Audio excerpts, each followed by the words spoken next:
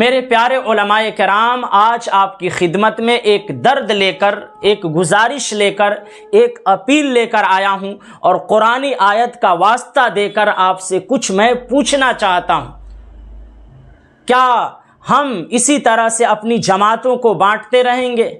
کیا ہماری تنظیمیں اسی طرح سے ٹوٹتی رہیں گی؟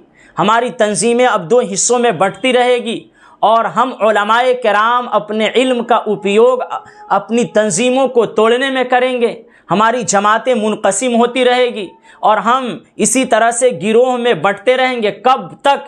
یہ سوال پوچھوں گا آج، یہ سوال آپ لوگوں سے آج کیا جائے گا کہ کیا ہمارے علم کا اپیوگ اب ہماری تنظیم ٹوٹنے میں ہوگا؟ میرے پیارے علماء کرام، جس طرح سے دارالعلوم دیوبند کو دو حصوں میں بانٹ دیا گیا، مظاہر العلوم سہارنپور جیسے علمی قلعے کو ہم نے دو بھاگوں میں تقسیم کر دیا، جمعیت علماء ہند دو حصوں میں بٹ چکی، تبلیغی جماعت کے اندر ہم نے بٹوارا کر دیا، کیا اب ہماری نظر عمارت شرعیہ پر ٹکی ہوئی ہے؟ اور کیا اب ہم عمارت شرعیہ میں بٹوارا چاہتے ہیں؟ ہم علماء کرام کیوں اپنے علم کا غلط اپیوگ کر رہے ہیں؟ ہم وہ علماء کرام ہیں کہ ہم امت کو بتاتے وَاعْتَصِمُوا بِحَبْلِ اللَّهِ جَمِيعًا وَلَا تَفَرَّقُوا بتاتے کیا سب مل کر اللہ کی رسی کو مضبوطی سے تھامو اور آپس میں فرقہ واریت مت کرو، آپس میں بھید بھاؤ مت کرو، آپس میں لڑائی مت کرو۔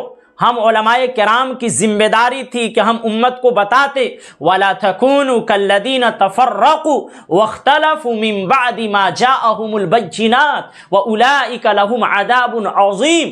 یہ ہم علماء کرام کی ذمہ داری تھی کہ ہم کہتے کہ خدا نے فرمایا ہے، مالک کائنات نے اپنی کتاب مقدس میں بیان کیا ہے کہ تم ان لوگوں کی طرح مت ہو جانا جو فرقہ میں بٹ گئے، جنہوں نے اختلاف کیا، علم آ جانے کے بعد ان کے لیے دردناک عذاب ہے۔ لیکن ہم علماء کرام آج خود آپس میں بٹے ہوئے ہیں، کوئی ایک امیر کا ساتھ دے رہا ہے تو کوئی دوسرے امیر کی تلاش میں لگا ہوا ہے۔ جب ایک امیر منتخب ہو چکے، پھر کیا ضرورت ہے اس دور میں کہ ہم دوسرا امیر تلاش کریں اور اپنے علم کا غلط اپیوگ کریں، اپنے علم کو ہم تنظیم توڑنے میں استعمال کریں؟ ہم کیوں استعمال کیے جا رہے ہیں؟ ہم کب یہ اس آیت پر عمل کریں گے؟ ان الذین فرقوا دینہم وکانوا شیعا لست منہم فی شیء۔ کیا یہ آیت کریمہ ہماری اور آپ کی نظروں کے سامنے نہیں ہے؟ اے میرے پیارے علماء کرام، ہاتھ جوڑتا ہوں، آپ لوگوں سے ریکویسٹ کرتا ہوں، گزارش کرتا ہوں، بھیک مانگتا ہوں آپ کی خدمت میں کہ یہ جو جماعت ٹوٹنے کا سلسلہ ہے، جو تنظیم ٹوٹنے کا سلسلہ ہے، خدا کے لیے اس کو بچا لیجئے۔